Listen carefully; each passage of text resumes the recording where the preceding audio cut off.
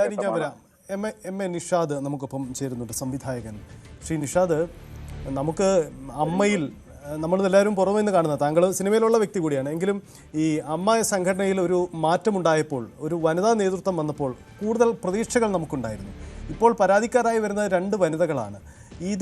ഇതിനെ ആ സംഘടന വേണ്ടത്ര രീതിയിൽ അഡ്രസ്സ് ചെയ്തില്ല എന്നതാണ് യഥാർത്ഥത്തിൽ പറ്റിയത്. നേതൃത്വത്തിന് പറ്റുന്ന പിഴവ് അവർക്ക് സംഘടന നടത്താൻ അറിയില്ലായ്മ കൊണ്ടാണോ, അതല്ലെങ്കിൽ മറ്റ് ചില ബോധപൂർവമായ നീക്കം കൊണ്ടാണോ? താങ്കൾ എങ്ങനെയാണ് സംശയിക്കുന്നത്?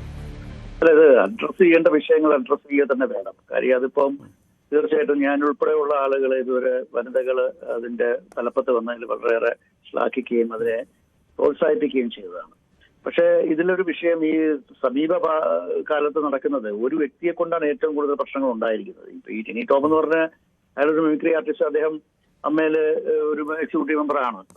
പുള്ളി നടത്തുന്ന പ്രശ്നങ്ങൾ 1 2 ഒന്നും അല്ലല്ലോ. അപ്പൊ തീർച്ചയായിട്ടും അത് അമ്മയുടെ എക്സിക്യൂട്ടീവ് കൂടിയിട്ട് അതിന്റെ നിജസ്ഥിതി എന്താണെന്ന് മനസ്സിലാക്കണം. ഇപ്പൊ നമുക്ക് ഹിയർസയുടെ അടിസ്ഥാനത്തിൽ നമുക്ക് ഒരിക്കലും ഒരു നടപടി എടുക്കാൻ പറ്റില്ല. പക്ഷേ ഈ ഒരു സ്ഥിരമായി ഇങ്ങനെ അമ്മയെ സമൂഹ മധ്യത്തിൽ നാണം കെടുത്തുന്ന പ്രവൃത്തിയുമായിട്ട് അതിലൊരു അംഗം പോവുകയാണ്. അത് എക്സിക്യൂട്ടീവ് കമ്മിറ്റി മെമ്പർ ആണെങ്കിൽ ആരായാലും അത് ശരിയായ നടപടിയല്ല. പിന്നെ ഇത് അമ്മയുടെ അകത്ത് തന്നെ പറഞ്ഞു തീർക്കാവുന്ന വിഷയങ്ങളുണ്ടെങ്കിൽ അത് തീർക്കണമായിരുന്നു. ഇവിടെ എന്തെങ്കിലും ഒരു റിമോട്ട് കൺട്രോൾ സിസ്റ്റം ഉണ്ടോ എന്ന് ഞാൻ സംശയിക്കുകയാണ്. കാരണം മറ്റൊന്നുമല്ല, ഓരോ പ്രാവശ്യവും ഇഷ്യൂസ് വരുന്നു, 2 അംഗങ്ങൾ വനിതാ അംഗങ്ങൾ തമ്മിൽ വളരെ മോശമായ രീതിയിൽ ഒരു വനിതാ അംഗത്തിന് വേറൊരു വനിതാ അംഗം കേട്ടാൽ അറയ്ക്കുന്ന ഭാഷയിൽ സംസാരിക്കുന്നു. അപ്പൊ ഇതൊന്നും ഒരിക്കലും ഒരു എന്തൊക്കെ പറഞ്ഞാലും നമ്മൾ മനസ്സിലാക്കേണ്ടത് ഒരു പരിഷ്കൃത സമൂഹത്തിന് ഭൂഷണമല്ല.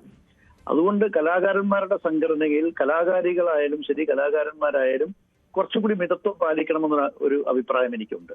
തീർച്ചയായും ഈ ഒരു വിഷയത്തില് അടിയന്തരമായിട്ട് അതിന്റെ പ്രസിഡന്റും സെക്രട്ടറിയും ഉൾപ്പെടെയുള്ളവർ ഇടപെടുകയും ആ ഇടപെടലുകളുടെ ഇത് അല്ലെങ്കിൽ സമൂഹ മധ്യത്തിലെ കലാകാരന്മാർക്ക് മൊത്തത്തിൽ അത് ഭയങ്കര ക്ഷീണമുണ്ടാക്കുന്ന ഒരു പ്രവൃത്തിയാണ്.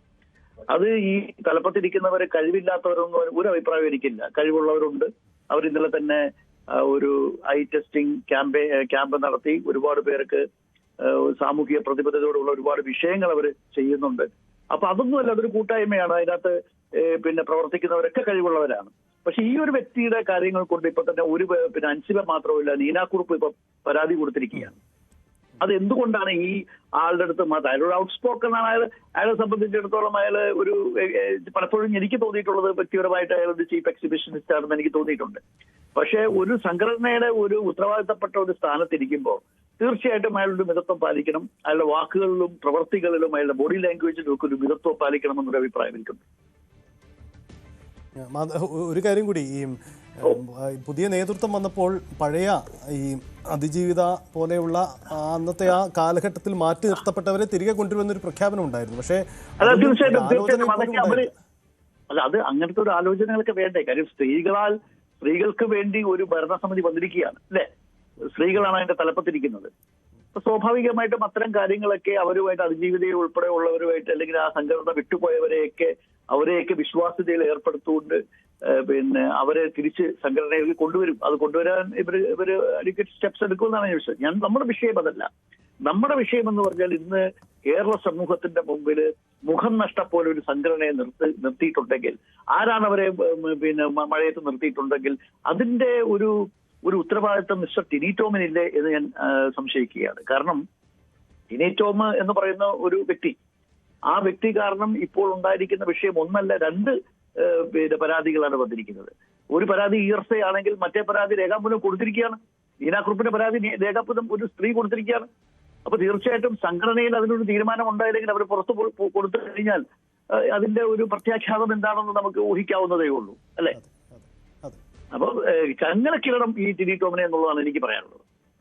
ശരി, വളരെ നന്ദി എം എ നിഷാദ് പ്രതികരിച്ചതിന്. എന്തായാലും ഒരു കാര്യം വ്യക്തമാണ്, എന്താണ് സംഭവിക്കുന്നത് അമ്മയിൽ എന്നൊരു പ്രധാനപ്പെട്ട ചോദ്യം ഉയരുകയാണ്. അതുതന്നെയാണ് ഇപ്പോൾ പൊതുസമൂഹത്തിന് മുന്നിൽ ഉണ്ടാകുന്നത്. ഒരു സംഘടനയിലെ ആഭ്യന്തര വിഷയം എന്ന് പറഞ്ഞ് തള്ളിക്കളയാവുന്ന കാര്യങ്ങൾ മാത്രമല്ല അവിടെ നടന്നുകൊണ്ടിരിക്കുന്നത് എന്നതുകൂടിയാണ് നമുക്ക് മുന്നിൽ അറിയാവുന്ന കാര്യം. കാരണം ഈ പരാതിക്കാർ അത് നിയമ സംവിധാനങ്ങളിലേക്ക് പോയാൽ ഉണ്ടാകുന്ന ഗുരുതരമായ വിഷയം. ഒപ്പം മാറിയ ഒരു സംഘടന, പുതിയൊരു നേതൃത്വം, എല്ലാവരും ഇഷ്ടപ്പെടുന്ന സിനിമാ കലാകാരന്മാരുടെ സംഘടന, സിനിമാ താരങ്ങളുടെ സംഘടനയിൽ ഇങ്ങനെ ഒരു നീക്കം ആരും പ്രതീക്ഷിക്കുന്നതല്ല. അതുകൊണ്ട് നീതി വേണമെന്ന അവരുടെ ആവശ്യത്തിന് ജെന്യൂനിറ്റി ഉണ്ട്. അത് ആ രീതിയിൽ തന്നെ ചർച്ച ചെയ്യപ്പെടട്ടെ. കൂടുതൽ വാർത്തകൾക്ക് news 18 Keralam YouTube channel subscribe ചെയ്യുക.